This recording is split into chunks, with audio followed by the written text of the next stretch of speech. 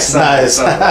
Welcome to KingPlayer TV. Today we have a special guest, one of my favorite guitar players in the city. I don't know if he knows that yet, but I've been admiring him from afar. Plus he plays my favorite guitar. We like to let everybody introduce themselves, so without further ado, go ahead and let everybody know who you are and what you're doing in the guitar room today. Wow, that was nice. Thank you. I'm Kaiden Chase, guitar player, Distant Cousinz. Catch me mainly in Distant Cousinz, acoustic stuff. I'm in the jazz scene, going to school, teaching guitar lessons, doing my thing, man. Doing your thing. Good job. So we like to start off with the what, the whys, the whens, and the hows. So tell us what got you into music, how long you've been playing music, and why you got started. Man, I started music is I'm still young. So music, I'm not gonna be like, oh, years ago. right. But yeah, music was big with my mom, with my family growing up. My dad's side is very musically inclined. My mom's huge on listening to stuff on the radio in the car, and so most of my growing up was the six CDs in the car. It was right. Bob Marley and Sublime and Jack Johnson and Maroon 5. Gotcha. And Little John Mayer.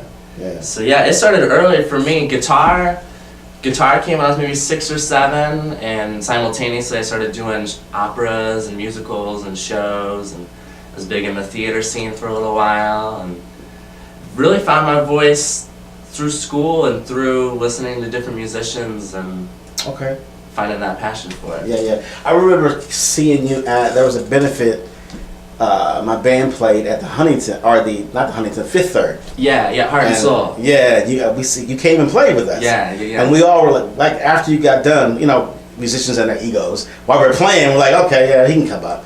After you were done, we're like, where did that dude come from? And that's funny you mentioned that too, because that was a big transition for me. Most of my growing up was acoustic by myself. I'm an only child too, so more the fact of just shedding stuff in my room and trying stuff. This works, this doesn't. Yeah. Go try it on stage. Oh, it definitely didn't work on stage. And working out. Right. So it was years of that, and bands like yours, people like the New Fashion, Sounds of New Fashion, and people like that really kind of gave me opportunities, just like you said, just to sit in, kind of get some chops and feel like here's what 7 people sound like. Right. It's working. That was big for me. That was really impactful on me. So you mentioned your mom a couple times with being an influence earlier. As far as listening to music, the types of music, do you find yourself having any influences locally nowadays? Now that you are in the game as a guitar player. Oh, my theme is church, dude. It's gospel, because I had very formal Catholic upbringing and that, so for me to know, you can do the things that you're most capable of, and even push your capabilities through this genre of music that at the end of the day is love and spiritual, and you can't beat that. Can't beat it. So I'm really into that. My bandmates are my mentors. Got it. My best friends. Right. And they show me all the cool stuff, and so. But locally, let me just throw a couple people out. Locally, I love songwriters. I love Jeff Stewart and Ashley Kelly and Jeffrey Oliver, and I love pretty voices. I love people that take their time to arrange things and compose things, whether it's a cover or it's original. I love people that really take it seriously as a craft. Yeah, all good names too. All good names. How about nationally? Who do you think influences you nationally now? Oh man, that's the question they ask on the break, and you just gotta. I usually kind of judge the person. I go, okay, they look like they like Stevie Ray Vaughan, so I'll say it. Right. To be totally honest, man, I try to hear everything. I love George Benson in high school. I grew up very removed from jazz, so jazz in high school was really big for me. Pat Martino and George and all those guys, but to be totally honest, the most influential on me is probably like John Mayer, man. Yeah. And it's cool, and I use him because he was so heavily influenced by a wide range of people. Right. The Claptons and the Stevie Ray Vaughns and the Van Halens and stuff. So for me, and even more like B.B. King and the bluesier stuff that I try to hear, but I have a hard time sitting down and listening to a record front to back. Okay. So he's a cool person for me because he's so heavily influenced. So it's just like that ripple effect for me. So you get him, but the tree right, that it falls from is not too far away. Right. That's a good choice. John he's an incredible guitar player too. His songwriting skills are really well crafted. He has a lot of footage out now talking about that. So you get an in depth, behind the scenes look at how he writes. Sure. So that helps. Yeah. So you talked about Distant Cousinz. You do the acoustic thing as well. Tell me the difference between playing acoustically, looking at people, and then playing as a full-fledged band. Man, I try to keep the energy the same. I think that's really important. I think sometimes between acoustic and the band, it's obviously this is much more energy in the amount of energy, but I try to have the same enthusiasm in the acoustic setting too, and I think that's what makes us fun to see live, is because we can be the dinner room music, we can be in the background and do that, but I feel like a lot of times, especially in this community of people, you don't necessarily have to do that. A lot of people will come to see you, and you just have to give them a reason to. Sure. So I try to keep my mentality of both settings the same. I'm obviously a lot more comfortable acoustic than I am with the band, just because I've been doing that for a long time. And at the end of the day, it's me. It's setting up little loops, and it's just stuff I'm doing on my own. But then I also love the dialogue of a band. I love the eye contact and the go to that one. Yeah, dude, it's so fun. It's a lot of fun. It's a lot of fun.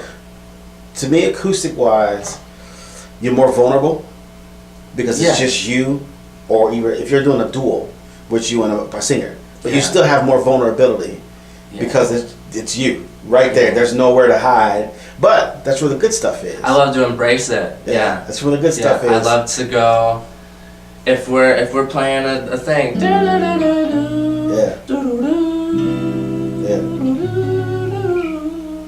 Right, like I love the idea of it's endless. You can go wherever you want it to go, or you can mess it up and it can be wrong, and then you can go, well, what is that? I'm the only one that can take credit for it. Yeah, the wrong part leads to the right part. Yeah. That's what I was always taught. So it's never really a bad note. It's just on the way to the good one. A half step somewhere. right. So, who do you consider right now your favorite artist? My favorite artist. Oh goodness. Man. Well, just who I was listening to on the way here. It was people like Isaiah Sharkey, one of my favorite guitar players right now. Incredible. I was listening to Grateful Dead, I was listening to Miles Davis, I was listening to Al Jarreau, I was listening to Willie Nelson, I was listening to Patsy Cline, I was listening to the radio, 94.9, whatever. Yeah. I try to have such an open... I don't want to limit myself to just what I like, just because that's what I happen to like. You know?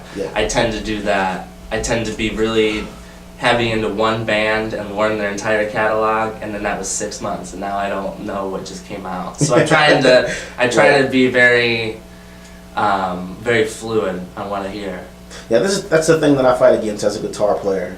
I'm by no means the greatest guitar player ever, but I try to keep my influences in a wide range, because before you know it, you spent weeks on something that you like, and you miss something else that you could have got a bigger inspiration from. So it's kind of hard, but you find ways to get around it. Yeah. So sometimes it's work, for sure. It definitely is hard, for sure, to be like, man, I just really want to hear this. I don't want to listen to this at all. Right. But 3 other people are like, hey, you should hear this, so I'm going to do my best. And then I usually end up, at the end of the day, it's music, man. So that's all it is. Yeah. So you took the second part of my question.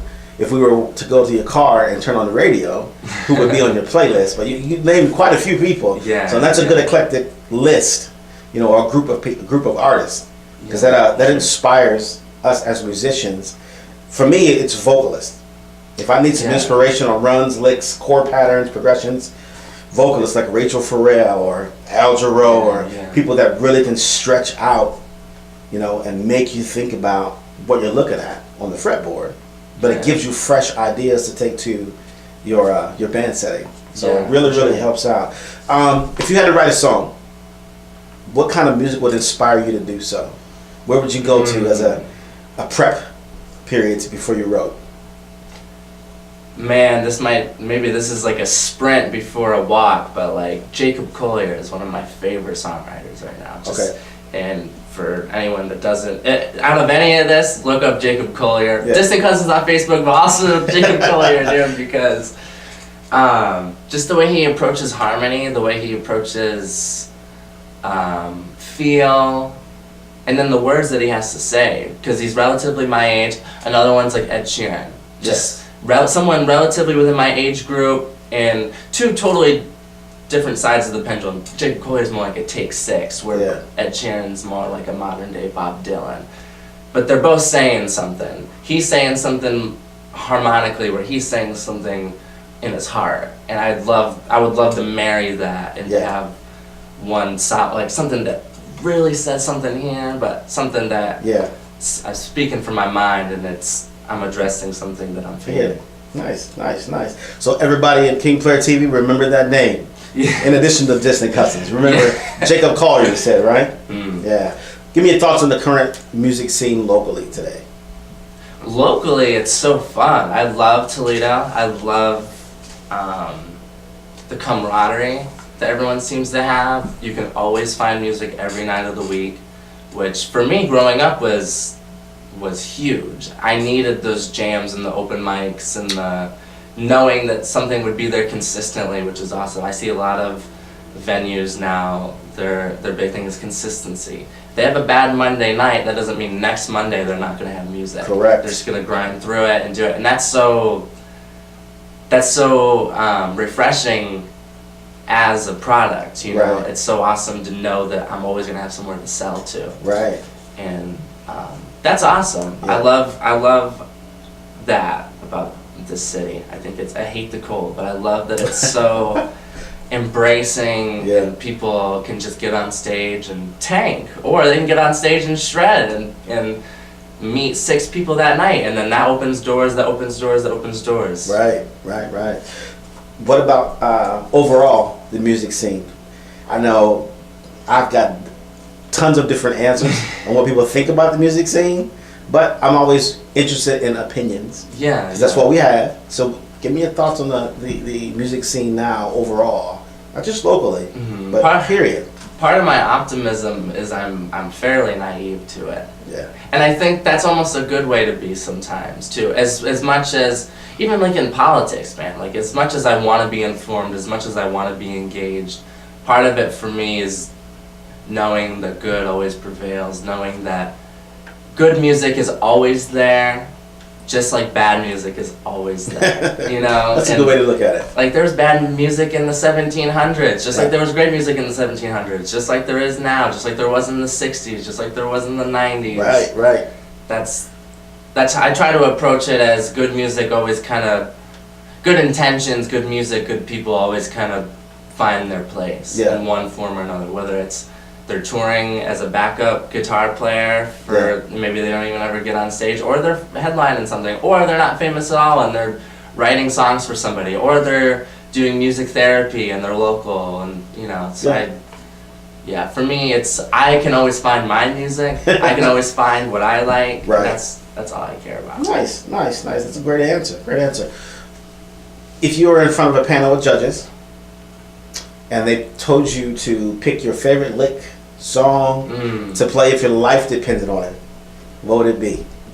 Oh man, I think I'm almost gonna save it and then maybe just do it. Maybe I'll just do it. That's a good foreshadow. Nice. But that's a tough question though too, because that's what do you showcase? Do you showcase your, and that this is a big tie into like my playing in general. Do you showcase how fast you can do it? Do you showcase how theoretical you can apply things? Like you can apply one scale to one chord that most people aren't doing, or a diminished whatever to get to the next thing, right?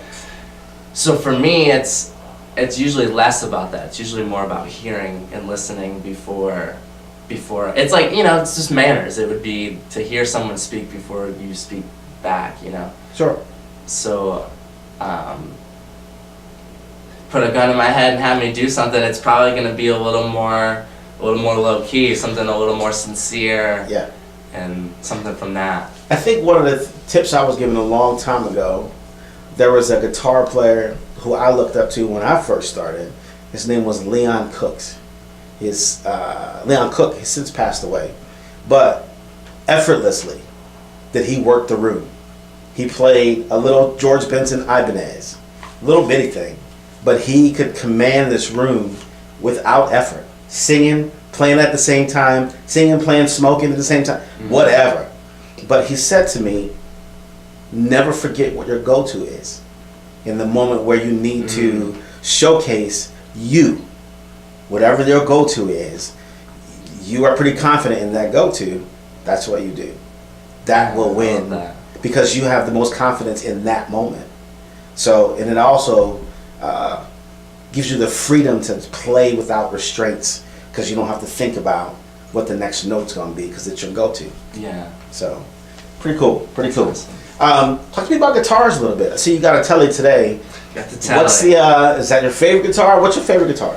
Oh man, it's like I'm still learning. I'm still growing and learning. I have 3 that are in my pretty heavy rotation as far as electric, but this is my first big boy guitar. Nice. This is my first all right, let's get really serious. Because part of it is, for me, is, dude, if you look at my phone right now, it's smashed up and I can't use the front camera, but part of my mentality is it's not broke.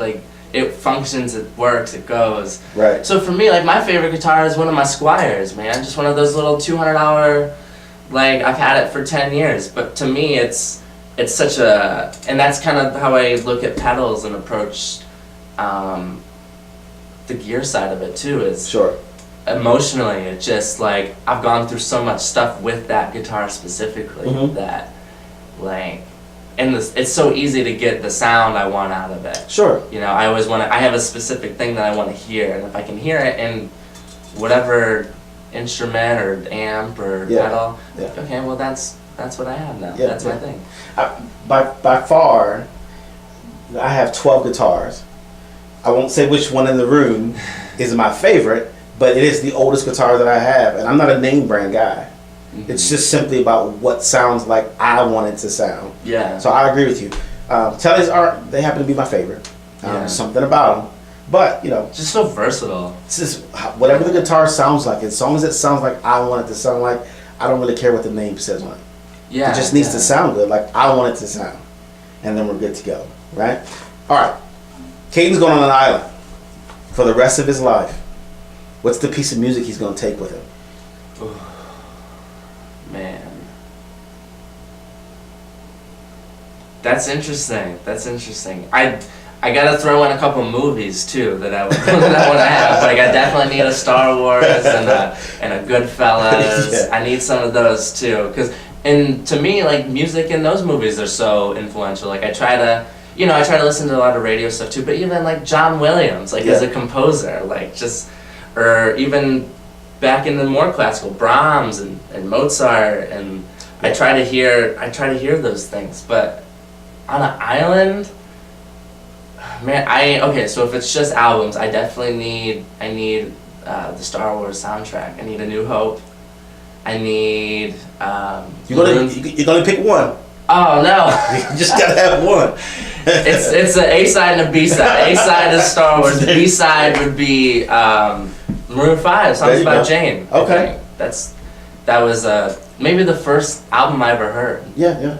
First song, some of the first songs that I ever sang were off that album. Gotcha. And you're gonna be on the island with Maroon 5 and Star Wars. What's the guitar you're gonna take? Huh? Man, you gotta have a guitar to be able to pass the time. If I'm on an island, I don't have power. So do I have to go acoustic? You're the first person out of everybody I interviewed that just decided to understand there's no power. So yes. Okay. Well, then it would be kind of what we were talking about. It's one of my beat up acoustics, man. It doesn't even have one of the tuning pegs. Like, so literally I tune the whole guitar to that one string. There you go. And yeah, that'd probably be it. Just same thing, the stories and the traveling and the intimacy I've had with it. Yeah. Well, we don't want to keep you too much longer, but we want to get you to talk about your social media platforms. Yeah. What's going on nowadays with you and Distant Cousinz and the acoustic act? Where are you guys going to be coming up? Well, let me start. I appreciate you getting a hold of me, man. Yeah. I'm glad that we synced up and made it happen. KingPlayer T.V.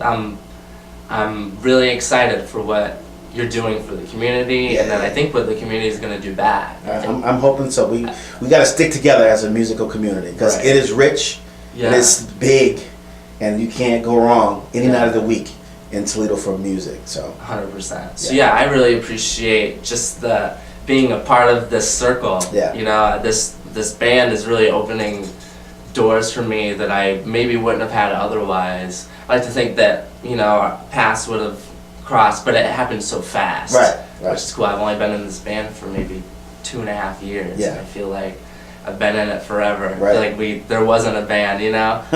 But yeah, Distant Cousinz on Facebook. Me and Big C, that's we kind of run that page. I'm really proud of it. We try to stay very current, and our monthly calendar is always up. And I'm the one that does it, so I know it's always up. Right. We try to, every week, we try to say where we're at. We're a little slow in the cold months. I mean, dude, like, we're still playing every week. Oh yeah. Like summer, like we'll be out every day, man. But one of the shows I'm really excited about right now, we've been like it needs more promotion. But Acoustics for Autism. Right. It's gonna be the first Sunday of March. We're playing the same time slot that we did last year. I really like the lead up that we have, and I like who we open up for. Mm-hmm. That's a cool gig for me because it's kind of like when you read about like a Bill Gates or somebody, they talk about like a monumental point of a year. Sure. When Steve Jobs would go do that big keynote, you know, like this is what we are this year. This is what we have been. This is what we're doing, and this is what we're working on. So for me, that show is so much like, we got a top next year, this is what we are this year, and here's where we're going. So, that's a big event too. Yeah, I'm really excited for that. Other than that, man, the real truth, I don't know where we're playing. But yeah, look for the calendar, Distant Cousinz on Facebook. We're writing original music. We're trying to have, you know, a couple songs to set for this summer. My personal goals are, I'd love to have a little Spotify something people can click on. Not necessarily a CD. I'd love to have a CD, but I'm not asking people to pay for my startup, you know? Like of course I want to make money, but I just rather would let people hear what I have to say. Sure. And see what happens. To me, like good people, good music always try to prevail. So I always try to just have a good attitude, try to keep my head up, I always try to meet people and learn and grow. Good deal. Yeah, Good man. deal. So before we let you play us out, because you promised me something, I think the word you used was pretty on the back end. So we'll see. KingPlayer TV on YouTube, the KingPlayer TV on Facebook. I am at KP7. Instagram is KingPlayer Official, and Twitter is KP71. This, along with all the episodes for season 1, will be coming up shortly. A couple more episodes to film. Click on the YouTube channel and subscribe. Comment below what you thought about this interview and other interviews, and let us know what kind of questions you want to ask, who you want to see, because there's a lot of talent in the city. So before we get going, thank you again, Kaiden, for coming and hanging out. You got an awesome guitar. I might have to play on it a little bit. We'll see. We might have a little bonus footage, but anyway. I think we should. It's silly to not jam out, or even in a follow-up or something, man. There you go. Go ahead and play us out, and I appreciate your time. Thanks, Kaiden. Go ahead. Thanks, man. Thanks.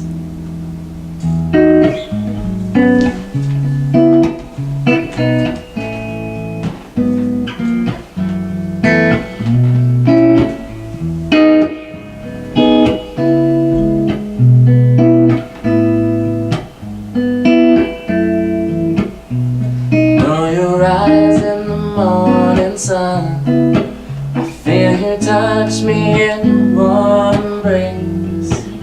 In the morning that you wander far from me, when I feel you in my arms.